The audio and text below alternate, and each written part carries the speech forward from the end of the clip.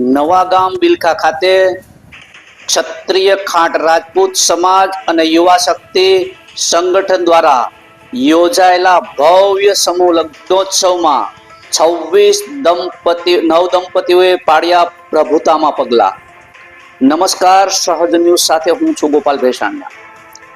જૂનાગઢ જિલ્લાના બિલખા ખાતે શ્રી ખાંટ ક્ષત્રિય રાજપૂત સમાજ તથા યુવા શક્તિ સંગઠન દ્વારા નવાગામ બિલખામાં રાજપૂત સમાજના આરાધ્ય દેવ રામનાથ દાદા અને નૂર સતાગર દાદાના પવિત્ર સાનિધ્યમાં ભવ્ય સમૂહ લગ્નનું આયોજન કરવામાં આવ્યું હતું.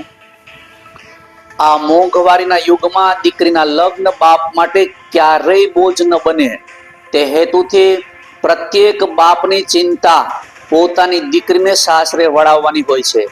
આવી મોંઘવારીમાં દીકરીને સાસરે વળાવવાનો ખર્ચ બાપને માટે બોજ બની જતો હોય છે. ત્યારે આવા ખર્ચ એ બોજ ન બને તેવા હેતુથી સમૂહ લગ્નનું આયોજન કરવામાં આવ્યું હતું. આ આયોજનથી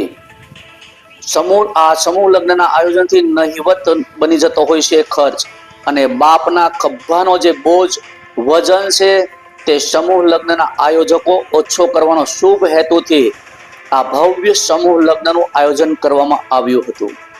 આ સમૂહ લગ્નોત્સવમાં ધન્ય ગૃહસ્થાશ્રમના સૂત્રથી કુલ 26 નવદંપતિઓએ પ્રભુતામાં પગલા પાડી પોતાના નવા જીવનની શરૂઆત કરી હતી.